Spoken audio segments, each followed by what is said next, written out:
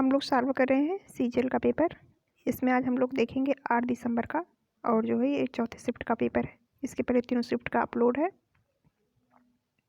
और इसके साथ साथ आप यूपीपीसीएल का पेपर भी देख सकते हैं, जो मेरे चैनल के प्लेलिस्ट में आपको मिल जाएगी। आप चैनल पर विजिट करके देख सकते हैं। और उसके साथ साथ सीजीएल का जो पेपर हुआ है उसमें रीजनिंग का सोल्यूशन की भी प्लेलिस्ट आपको मिल जाएगी, आप वो भी देख सकते हैं चैनल पर विजिट करके। तो चलिए, अपना पहला क्वेश्चन आपकी स्क्रीन पर आ चुका है।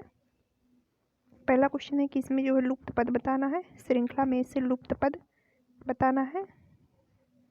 तो देखिए यहाँ पर क्या किया गया है, 98, 98 से 70, 70 से 42, फिर 14 हुआ है, फिर उसके बाद जो है आपका लुप्त पद है।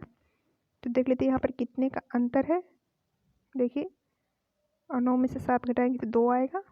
28 का अंतर यहाँ पर है, 10 में से 8 गए 2, और 7 में से 4 गए नहीं, यहाँ पर होगा 6, और 6 में से 4 गए 2, सॉरी 10 में से आप 8 घटाएंगे तो आप 2 घटाएंगे बचेगा 8, मेरे मुंह से 8 निकल रहा था। और उसी प्रकार यहाँ पर भी देखिए, यहाँ पर भी 28 का ही आपका अंतर है।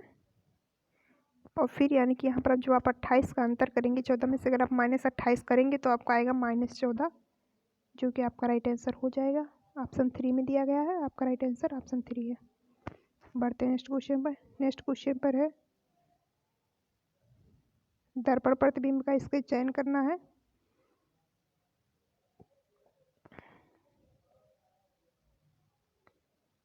तो देखिए, दर्पण प्रतिबिंब में कैसे फिगर आ जाता है, अपोजिट हो जाता है, लेकिन लेटरल अपोजिट होता है, मतलब पार्श्व विपरीत होता है।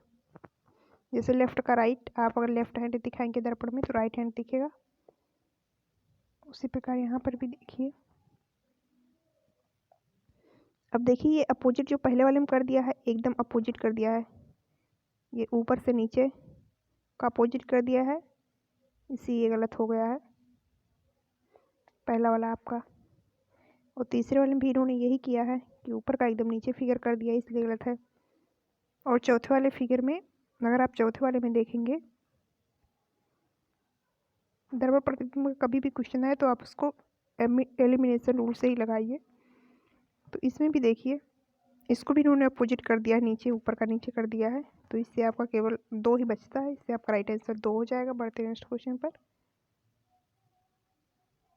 क्वेश्चन नंबर 3 है, यहाँ पर बताना है दी गई दो संख्याओं को आपस में परस्पर बदलने पर निम्नलिखित में से कौन सा समीकरण सही होगा। तो देखिए, 7 और 3 को आपस में बदलना है, मतलब इसका मतलब ये होता है कि 7 के स्थान पे 3 और 3 के स्थान पे आपको 7 रखना है।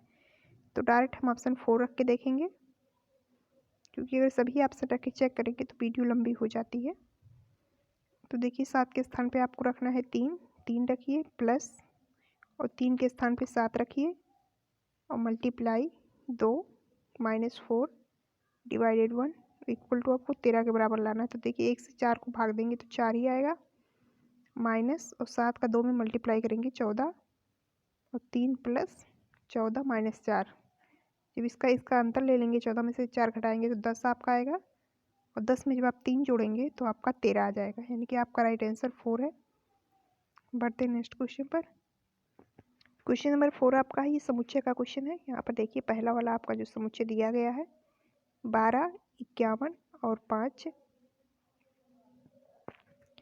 तो देखिए, यहाँ पर क्या किया गया है, आप 12 और 5 को जब ऐड करेंगे, 12 + 5 हो जाएगा 17, और 17 का मल्टीप्लाई जब आप 3 में करेंगे तो 17 × 51, ये बीच वाली संख्या आपको प्राप्त होगी। उसी प्रकार दूसरे भी समुच्चय में अगर आप 8 और 2 को ऐड करेंगे तो 10 हो जाएगा, और 10 का मल्टीप्लाई जब आप 3 में करेंगे तो आपका 30 आ जाएगा। अब उसी प्रकार आप सभी विकल्प चेक कर लीजिए कि फर्स्ट और लास्ट को ऐड करिए। तो यहाँ पर देखिए, फर्स्ट और लास्ट को ऐड करेंगे तो 30 हो जाएगा आपका, और 30 का 3 में मल्टीप्लाई करेंगे तो 90 आएगा, जबकि यहाँ पर 120 दिया गया है, इसलिए गलत हो जाएगा पहला। दूसरा उसी प्रकार आप चेक करेंगे, फर्स्ट और लास्ट को ऐड करेंगे तो 11 और 6 17, 17 में जब 3 का आप मल्टीप्लाई करेंगे तो 51 आ जाएगा, जो कि आपका सही है। 51 आना भी चाहिए, इससे आपका राइट आंसर 2 हो जाएगा। क्वेश्चन नंबर 5 है, इसमें आपको बताना है कि पैसवांची के स्थान पर क्या आएगा। तो देख लेते हैं। सबसे पहले आप जो यहाँ पर ये दिए गए ABCD वाला दिया गया है, इसको आप सबसे पहले इसको देखिए। यहाँ पर ए से हो गया है D, मतलब A का होता है 1, और यहाँ पर +3 हुआ है, और डी से हो गया है जी तो +3 फिर हुआ है, जी से हो गया है जे +3 हुआ है। तो यानी कि यहाँ पर भी +3 जब आप करेंगे तो यहाँ पर हो जाएगा 13 और 13 का होता है यम, यानी कि यहाँ पर आपका यम आएगा। तो देखिए यन जिसमें वो कट गया, लास्ट वाले में भी आपके यन है तो यानी कि लास्ट वाला भी आपका कट गया है। अब बचा है 2 जिसमें यम दिया गया है पहले में और तीसरे में। तो अब पहले में देखिए, तो देख लीजिए आप त्रिभुज को उठा लीजिए सबसे पहले यहाँ पर पहले वाले से त्रिभुज देखिए यहाँ पर था, फिर दूसरे वाले में बीच में आ गया है और तीसरे वाले में एकदम किनारे पे पहुँच गया है और फिर जो चौथे वाले में त्रिभुज इस कोने पर आ गया है, यानी कि इस बार जो है त्रिभुज बीच में रहेगा। तो बीच में अब त्रिभुज किस में दिया गया है, पहले और तीसरे में से केवल पहले में दिया गया है, इसलिए आपका राइट आंसर 1 हो जाएगा। I hope. क्वेश्चन नंबर 6 है, इसमें देखिए, इसमें जहाँ तक मुझे समझ में आया है मैं इसको आपको बता देती हूँ। देखिए यहाँ पर 52 है और 10 है और 41 है। तो जब आप फर्स्ट एंड लास्ट को ऐड करेंगे, नहीं सॉरी, यहाँ पर आप सभी को ऐड कर लीजिए, पहले सभी को आप ऐड कर लीजिए। तो देखिए कितना आता है, 2 1 3 आएगा, 4 5 9 1 10, 103 आएगा, है ना। 103 आ गया। इसके बाद फर्स्ट और लास्ट को आपको ऐड करना है। फर्स्ट और लास्ट को आप ऐड करेंगे, आएगा 3 और 5 4 9 93 आएगा। और जब इन दोनों का अंतर करेंगे आप तो 20 आएगा, नहीं 20 नहीं आएगा, सॉरी रुक जाइए, देख लेते हैं फिर से एक बार। पहला देखिए 52, इसको आप सभी को ऐड कर लेंगे तो देखिए कितना आता है, 2 1 3 4 5 9 1 10, 103 आएगा। और फिर फर्स्ट और लास्ट को आप ऐड करते हैं, 2 1 3 4 5 9, अच्छा यहाँ पर 10 आ रहा है, अंतर 10 आ रहा है। फिर अब दूसरे वाले हम लोग देख लेते हैं। इस वाले में देखिए यहाँ पर क्या किया गया है, यहाँ पर सभी को आप ऐड करेंगे तो आएगा 8 और 6 14 के 4 और 4 1 5 5 5 10 1 11, 114 आएगा। और 114 में से फर्स्ट और लास्ट को आप ऐड करिए तो देखिए फर्स्ट और लास्ट को जब आप ऐड करेंगे तो आएगा 6 और 5 4 9। अब इसका आप अंदर करते हैं तो 14 में से 6 गए 8 और 1 18। तो ये उसी प्रकार हम यहाँ पर अगर चौथे में करके देख लेते हैं तो यहाँ पर अगर सभी को ऐड करेंगे तो वो देखिए 8 6 14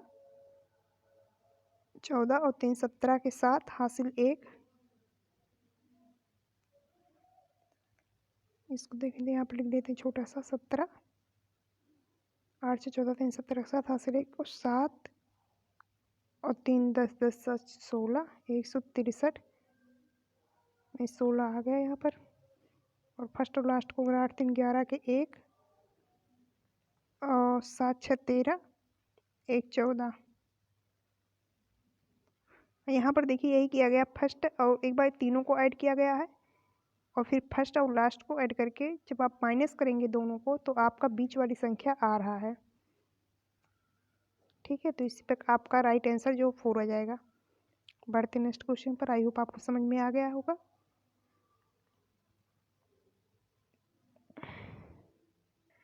क्वेश्चन नंबर 7 आपका ये कथन और निष्कर्ष का क्वेश्चन है। देखिए यहाँ पर पहला कथन कह रहा है सभी n जो है k है, तो सभी n को आप k के अंदर बनाएंगे। और फिर दूसरा कथन आपका कह रहा है सभी k जो है p है, तो सभी k जो है p के अंदर आ जाएंगे।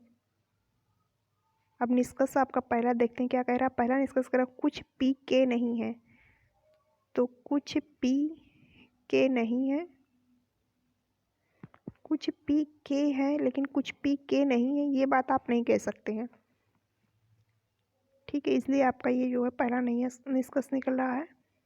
कुछ p तो k है लेकिन कुछ p k नहीं है, इसके बारे में कोई वो नहीं है, क्योंकि निगेटिव अगर वहाँ पर पॉजिटिव कथन में दिया रहता हो और अगर निष्कर्ष में निगेटिव दे देता तो ऑटोमेटिक वो गलत हो जाता है। और दूसरे में कोई पी एन नहीं है, तो कोई पी एन नहीं हो ही नहीं सकता, क्योंकि सारे एन जब पी के अंदर आ रहे हैं तो जितने एन पी के अंदर आ रहे हैं उतना तो पी एन है। इससे आपका दूसरा भी गलत हो जाता है, इससे आपका कोई भी निष्कर्ष नहीं निकल रहा। आपका राइट आंसर 2 हो जाएगा। क्वेश्चन नंबर 8 आपका है। यहाँ पर बताना समीकरण को संतुलित करने के लिए किन दो संख्याओं और किन दो चिन्हों को परस्पर बदलना होगा। तो देखिए इसमें हम लोग डायरेक्ट ऑप्शन 4 रख के देखेंगे। तो चलिए रख लेते हैं 189 और डिवाइडेड के स्थान पे माइनस लगाना है तो -2 और 30 के स्थान पे 18 रखना है और प्लस ऐसे ही रहेगा और 18 के स्थान पे 30 रखना है और माइनस को जो है डिवाइडेड से चेंज करना है और 5 ऐसे ही रहेगा। देखते हैं 159 के बराबर आता है, अगर आता है तो समीकरण संतुलित है।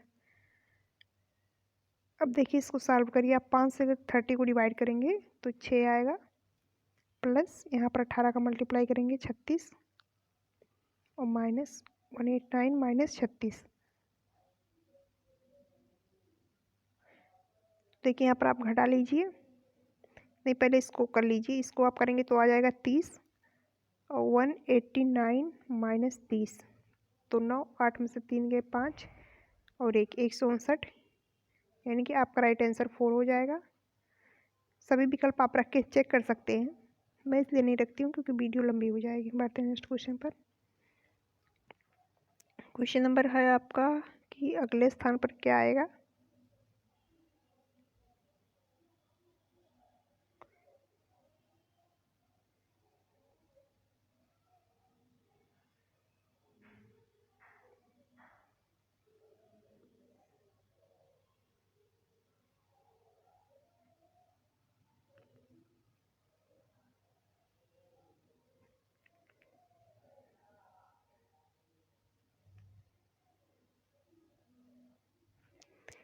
अब देखिए आप इसमें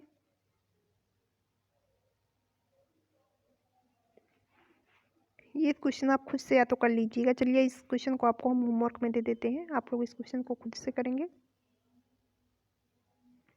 देख लीजिए सरल क्वेश्चन है, वीडियो पॉज करके खुद से कर लीजिएगा। यहाँ पर बताना है कि चारों में से 3 किसी ना किसी तरह से एक समान है और एक जो है असंगत है। असंगत का चयन करना है आपको। तो देखिए यहाँ पर आप चेक करिए, आप केवल 2 अक्षर को ही पकड़ लीजिए, 2 में ही आपको डिफरेंस पता चल जाएगा। मान लीजिए हम फर्स्ट और सेकेंड को चेक करते हैं तो 19 और 13 यानी कि -6 हो रहा है यहाँ पर, और W से Q हो रहा है 23 में से 17 घट रहा है तो यहाँ पर भी माइनस। अगर 23 में से आप 17 घटाएंगे तो 13 में से 7 गए 6, यानी कि यहाँ पर भी -6 आपका हो रहा है, -6। और यहाँ पर देखिए O का होता है 15 और 15 और 9, O का होता है 15 और I का 9 होता है। और जब आप 15 में से 9 घटाएंगे तो यहाँ पर भी 6 का ही डिफरेंस आ रहा है। और K और 11 17 और 11 यहाँ पर भी 6 का डिफरेंस आ रहा है। अच्छा पहला वाला चेक करने से नहीं मिला, आप सेकंड और थर्ड चेक करिए। आप यहाँ पर M और L को चेक करिए तो 13 और 12 यहाँ पर -1 हुआ है, 17 और 16 -1 हुआ है, और I और 9 तो यहाँ पर देखिए I और 7 मतलब -2 हुआ है, और K और J में -1 हुआ है, यानी कि यहाँ पर देखिए बीच वाले -2 हो रहा है, इसलिए यही आपका डिफरेंट हो जाएगा। आपका राइट आंसर 2 हो जाएगा।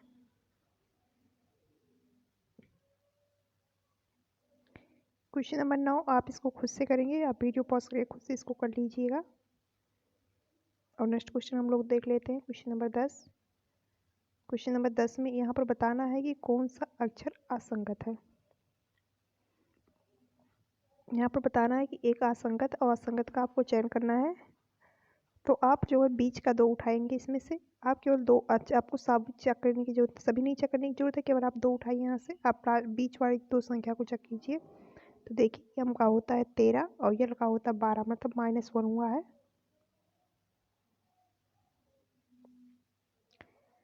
देखिए 12 और 13 L M P Q, लेकिन G के बाद आता है H, जबकि इसमें Y दे दिया है। G के बाद H आता है जबकि इसमें Y दे दिया है, और J के बाद K आता है। तो यानी कि डिफरेंट यही है, दूसरा वाला आपका राइट आंसर 2 हो जाएगा। क्वेश्चन नंबर 11 आपका है। यहाँ पर देखिए हम लिख लेते हैं, पहले लिखा है ट्राइगोनोमेट्री, TRIGONOMETRY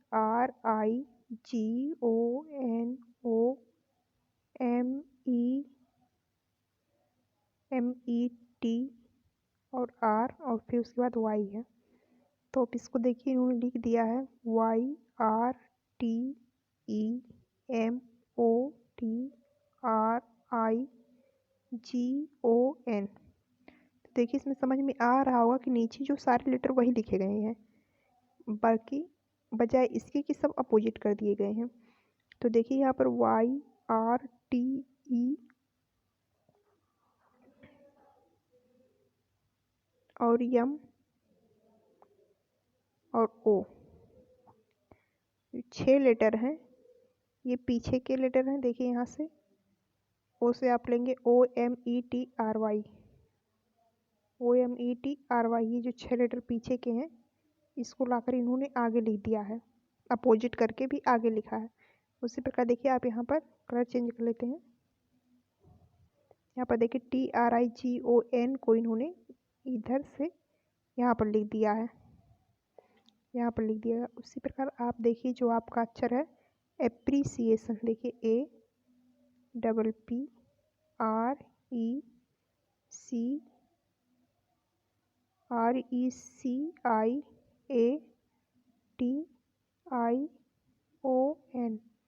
एप्रिसिएशन को जो है आप आगे का सॉरी पीछे का 6 अक्षर आप ले लीजिए, 3 और 3 6, यहाँ से ये वाला इसको आप आगे लेकर आएंगे IATION एप्रिसिएशन। देखिए यहाँ पर पीछे वाले को आगे नहीं उसके बाद साथ साथ अपोजिट भी करेंगे, ये पीछे वाला आगे आएगा लेकिन अपोजिट होकर इस तरह से आप लिखेंगे NOITAI ये, और फिर जो APPREC लिखा है इसको आप पीछे लिख देंगे, यहाँ पर सेम उतार देंगे। तो ये जो है आपको मिलेगा ऑप्शन 4 में, आपका राइट आंसर ऑप्शन 4 हो जाएगा।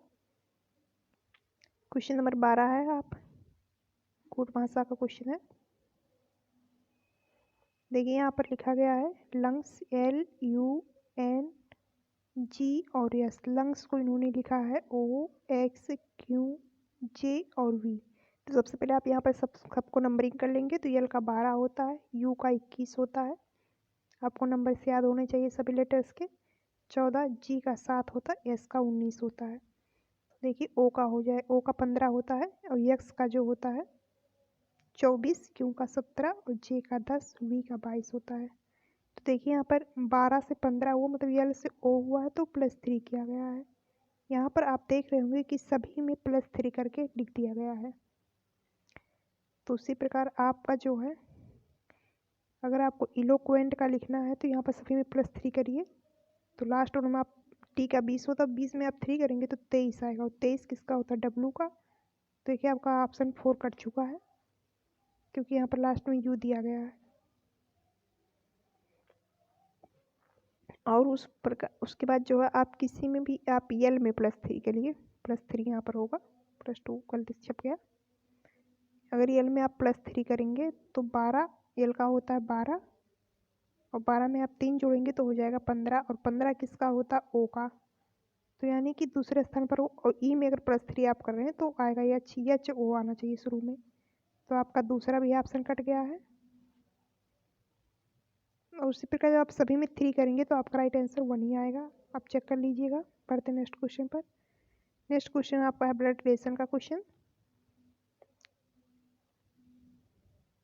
देखिए यहाँ पर बताना है निम्नलिखित में से कौन सा कथन सही नहीं है। तो आप पहले तो पूरे का फिगर बनाएंगे।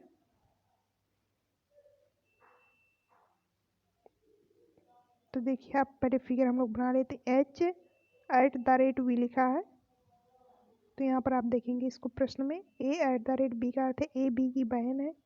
इसका मतलब ये हुआ कि H जो है वो V की बहन होगी, H फीमेल है, और V@U, तो इसका मतलब होगा V जो है U की बहन होगी। अब आएगा U#W, तो A#B का अर्थ है कि A B की पत्नी है, यानी कि U जो है वो W की पत्नी होगी, U W की पत्नी होगी। देखिए पत्नी और पति का जो है मतलब हम इसको डिनोट करते हैं एरो से, तभी पता चलेगा ये पति पत्नी है। तो यहाँ पर ये डब्लू मेल है। अब देखिए डब्लू और ई का क्या संबंध है, ए एंड बी का अर्थ है ए बी का भाई है, यानी कि डब्लू जो है ये ई का भाई है। अभी देखिए सब एक पीढ़ी में ही चल रहे हैं। और ई और एक्स का क्या संबंध है, ए और बी का, ए बी की माँ है, यानी कि जो ए बी की माँ है तो ई जो है एक्स की माँ हो गई। अब दूसरी पीढ़ी आ गई है, एक्स की जो है माँ हो गई ई। अब एक्स हैशटैग जेड का क्या अर्थ है, ए हैशटैग बी का अर्थ है कि ए बी की पत्नी है, यानी कि यहाँ पर एक्स जो है जेड की पत्नी होगी, एक्स जो है जेड की पत्नी होगी, जेड पति है उसका और एक्स फीमेल है। जेड एंड आर यहाँ पर दिया है तो ए एंड बी का अर्थ है ए बी का भाई, जेड जो है ये आर का भाई होगा। और फिर आ गया आर एस का क्या संबंध है, ए बी का अर्थ ए बी की माँ है तो आर जो है एस की माँ होगी, आर एस की माँ होगी, आर भी फीमेल है। तब आपको देखना कौन सा कथन जो है सही नहीं है, आपसे ये पूछा गया है कौन सा कथन सही नहीं है। तो पहला वाला कथन आप देखिए, पहला कथन है डब्लू यू का पति है, तो डब्लू यू का पति है, यहाँ पर देखिए जो पति पत्नी है एरो के साइन से डिनोट किए गए हैं। वो देखिए डब्लू जो है यू का पति है, ये यहाँ से आपको पता चल रहा है, यानी कि पहला जो है आपका सही है। और दूसरा देख लेते जेड एस का नाना है, तो जेड अगर नाना देखिए, नाना के लिए आपको 3 पीढ़ी की जरूरत पड़ेगी और यहाँ पर 3 पीढ़ी है ही नहीं, केवल 2 पीढ़ियों की बात चल रही है, इसलिए यही आपका राइट आंसर नहीं होगा। हम देख लेते जेड क्या है यस का, जेड जो है वो यस का मामा है, क्योंकि आर का भाई ही जेड, तो यस का मामा ही होगा, नाना नहीं है, इसलिए आपका राइट आंसर 2 हो जाएगा कि यही नहीं सही है। और तीसरा चेक कर लेते हैं, यू एच की बहन है, तो यू एच की बहन है, सही बात है। ये देखिए एच वी और यू ये सभी बहनें हैं आपस में। और ई जो है जेड की सास है, ये भी सही है, ई जेड की, ई की बेटी है एक्स और एक्स का हस्बैंड है जेड, यानी कि जो है जेड की सास हो जाएगी ई, ये भी आपका सही है। मतलब यहाँ पर 3 सही है, केवल दूसरा जो है वो नहीं सही है, और आपको यही बताना कौन सा कथन नहीं सही है, इससे आपका राइट आंसर 2 हो जाएगा। क्वेश्चन नंबर 4 है, ये भी समुच्चय का है। यहाँ पर देखिए पहले वाले में क्या किया गया है, 2 का स्क्वायर है, 3 का स्क्वायर है और 4 का स्क्वायर है। फिर दूसरे वाले में देखिए यहाँ पर 5 का स्क्वायर है, 6 का स्क्वायर है और जो है 7 का स्क्वायर है। तो आप ऑप्शन में देख लीजिए, पहले वाले में जो है मतलब लगातार स्क्वायर आने चाहिए, लगातार नंबरों के स्क्वायर आने चाहिए। तो यहाँ पर 7 का स्क्वायर है, ये 8 का स्क्वायर है और यहाँ पर जो है 9 का स्क्वायर है, कि ये लगातार 7 8 9 ये लगातार है, इससे आपका राइट आंसर एक ही होगा। बाकी आप सभी चेक कर सकते हैं, सभी में लगातार नहीं दिया गया स्क्वायर।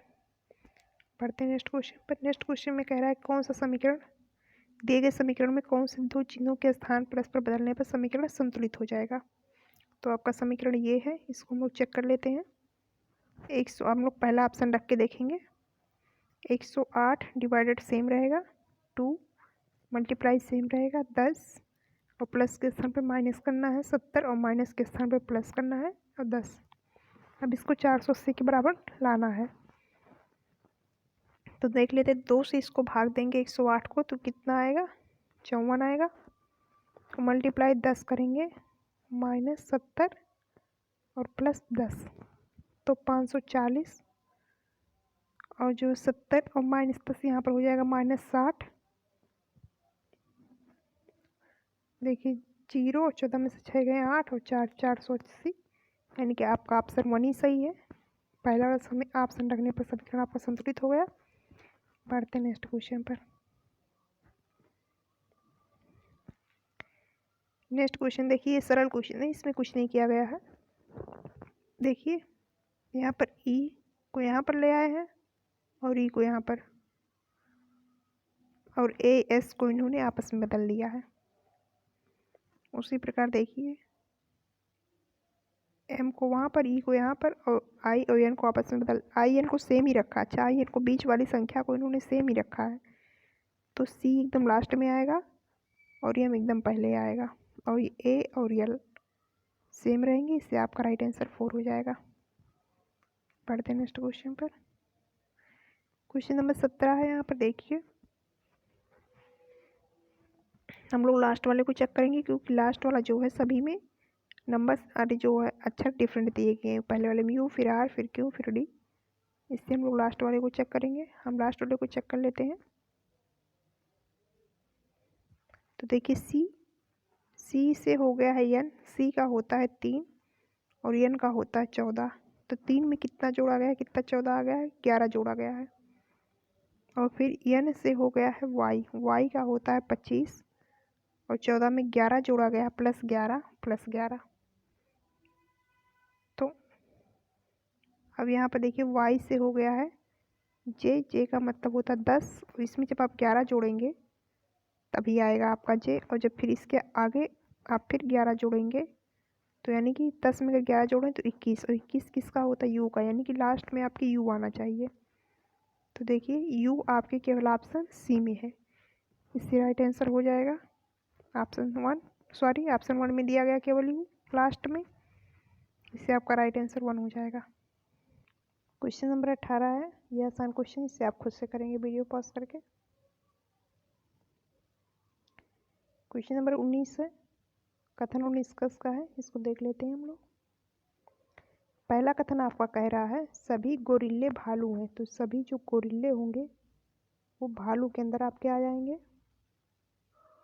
और सभी सुअर भालू हैं, सभी के सभी सुअर भी भालू, तो सुअर यहाँ पर आप छोटा सा बना लीजिए, ये मान लीजिए सुअर हो गया आपका छोटा सा। और सभी भालू जो है बाघ हैं, और सभी भालू बाघ के अंदर आ जाएंगे, हो गए बाघ। अब आपका निष्कर्ष देखिए, पहला निष्कर्ष है सभी सुअर बाघ हैं, सभी सुअर बाघ हैं, ये राइट है क्योंकि सभी सुअर जो बाघ के अंदर आ रहे हैं, इससे आपका पहला सही है। दूसरा सभी बाघ गोरिल्ले, सभी बाघ नहीं गोरिल्ले हैं, कुछ बाघ गोरिल्ले हो सकते हैं, गोरिल्ला बाघ के अंदर आ रहा है ना कि बाघ गोरिल्ला के अंदर आ रहा है, इससे आपका दूसरा निष्कर्ष नहीं निकल रहा। तीसरा निष्कर्ष देखिए कुछ बाघ सुअर हैं, तो कुछ बाघ सुअर हैं, ये भी सही है क्योंकि सुअर बाघ के अंदर आ रहा है, इससे आपका राइट आंसर 3 हो जाएगा। नेक्स्ट क्वेश्चन देख लेते हैं। नेक्स्ट क्वेश्चन बताना है कि जो यहाँ पर पासा दिया गया है और यहाँ पर 1 से 6 तक फलक दी गई, उस संख्या का चयन कीजिए तो 2 के विपरीत आएगा। तो देख लीजिए 2 के विपरीत कौन सा आएगा। तो आप पहले और दूसरे फलक में देखिए कोई जो है कोई नहीं मिल रहा, इसलिए आपका 6 के अपोजिट आएगा 5, 3 के अपोजिट आएगा 4। नहीं, कैसे हो रहा है, ये नहीं हो रहा है, ऐसे नहीं हुआ। यहाँ पर बहुत ढेर सारी पासा दिया गया है, तो आप सभी में देख लीजिए किसमें जो है सेम है। 2 के अपोजिट तो आप जो है यहाँ पर देखिए तीसरे और चौथे वाले पासे में, तो देखिए यहाँ पर 2, यहाँ पर 3 सेम है, बाकी यहाँ पर 2 संख्याएं दिख रही, केवल 2 नहीं दिख रहा है, यानी कि 3 के अपोजिट जो है 2 हो जाएगा। अगर दो डाइस आपको दिए गए हैं, 2 पासे दिए गए हैं और दोनों पासा में से केवल एक ही नंबर सेम आ रहा है, तो जो नंबर दोनों पासों में नहीं दिखाई देता वही उसका अपोजिट हो जाएगा, तो 3 का अपोजिट 2 हो जाएगा। और यहाँ पूछा भी है कि 2 का अपोजिट कौन सा होगा, 3। आपका राइट आंसर ए हो जाएगा। बढ़ते नेक्स्ट क्वेश्चन पर। नेक्स्ट क्वेश्चन 21 है, ये तो सरल है। क्वेश्चन नंबर 21 आपका आसान क्वेश्चन है। यहाँ पर देखिए 4 का मल्टीप्लाई 10 में करेंगे और 10 का मल्टीप्लाई फिर 40 का मल्टीप्लाई 10 में, और एक का 10 गुना फिर 10 गुना फिर 10 गुना फिर 10 गुना, लेकिन यहाँ पर 7 का मल्टीप्लाई अगर आप 10 में करते हैं तो 70 आना चाहिए, जबकि यहाँ पर 30 है, इसलिए आपका डिफरेंट यही हो जाएगा पहला। क्वेश्चन नंबर 21 ब्लड रिलेशन का क्वेश्चन है। इससे मतलब निम्नलिखित में से कौन सा व्यंजक क्या निरूपित करता है, पी आर का चाचा या फूफा है। चलिए हम लोग पहला वाला चेक कर लेते हैं, पी डिवाइडेड क्यू का क्या अर्थ है। अब यहाँ से आप प्रश्न से देखेंगे ए डिवाइडेड बी का अर्थ है कि ए बी का पिता है, यानी कि पी जो है वह क्यू का पिता हो जाएगा। पी क्यू का पिता हो जाएगा और क्यू माइनस आर फिर दिया है, तो यहाँ पर आप देखेंगे प्रश्न में ए माइनस बी का अर्थ है कि ए बी का भाई है, यानी क्यू जो है वो आर का भाई होगा। और पी, और यहाँ पर आपका क्वेश्चन क्या कह रहा है, पी जो है आर का चाचा या फूफा है, पी आर का यहाँ पर पिता है पहले वाले से, इससे आपका पहला गलत हो जाएगा। दूसरा चेक कर लेते हैं। अब दूसरा चेक करेंगे तो यहाँ पर देखिए पी प्लस क्यू का क्या अर्थ है, ए प्लस बी का अर्थ है कि ए बी की बहन है, यानी कि पी जो है वो क्यू की बहन है। अब देखिए पी तो यहाँ पर फीमेल हो गई, जबको आपको मेल बताना है, क्योंकि चाचा या फूफा होंगे वो मेल ही होंगे, इससे आपका दूसरा भी गलत हो गया। अब तीसरा आप देखेंगे पी माइनस क्यू का क्या अर्थ है, ए माइनस बी का अर्थ है कि ए बी का भाई, यानी कि पी जो है क्यू का भाई है। अब यहाँ पर तो मेल है। और क्यू डिवाइडेड आर का क्या अर्थ है, ए डिवाइडेड बी का अर्थ है कि ए बी का पिता है, ए जो है बी का यानी कि क्यू आर का पिता है। अब क्यू आर का पिता है और क्यू का भाई पी है, तो यानी कि आर का चाचा हो गया पी, यानी कि आपका राइट आंसर हो जाएगा, यही पूछा भी है, राइट आंसर 3 हो जाएगा। क्वेश्चन नंबर 23 है, इससे आप खुद से ढूंढ लीजिएगा आकृति को वीडियो पॉज करके। फिर जो है क्वेश्चन नंबर 24 है, ये डिक्शनरी का क्वेश्चन है, इसको भी आप खुद से कर लीजिएगा, ये डिक्शनरी का क्वेश्चन सरल होता है। वीडियो पॉज करके इसको भी आप कर लीजिएगा। क्वेश्चन नंबर 25 से इसको देख लेते हैं हम लोग। यहाँ पर देखिए पहले वाले चेक करने की जरूरत नहीं, क्योंकि पहले में सभी में एन दिया गया है, और लास्ट वाले को भी चेक करने की जरूरत, क्योंकि लास्ट में सभी में ओ दिया गया है। तो आप दूसरे नंबर पे जो है उसको चेक कीजिए। ए से हो गया है सी, यानी कि +2 हुआ है। और यहाँ पर देखिए जी से हो गया आई, यहाँ पर भी +2 हुआ है, यानी कि सी के बाद +2 आप करेंगे, और +2 का मतलब हो जाएगा 5, और 5 जो है ई का होता है। तो दूसरे स्थान पर आपके आना चाहिए ई, दूसरे स्थान पे आपके पहले एन आएगा, फिर उसके बाद ई आना चाहिए। तो एन के बाद ई, एन के बाद ई पहले में और तीसरे में दिया गया है। और फिर इसको हम तीसरे वाले स्थान पे चेक करेंगे, एफ से हो गया जी, और यहाँ पर आई से हो गया है जे, यानी कि एक अंक केवल बढ़ रहा, एफ जी एच, यानी कि ई के बाद एच आना चाहिए, और ई के बाद एच आपका तीसरे वाले में दे रहा है, आपका राइट आंसर हो जाएगा 3। अगर वीडियो अच्छी लगी तो लाइक कीजिए, चैनल को सपोर्ट कीजिए और चैनल को सब्सक्राइब कीजिए। मिलते हैं नेक्स्ट वीडियो में।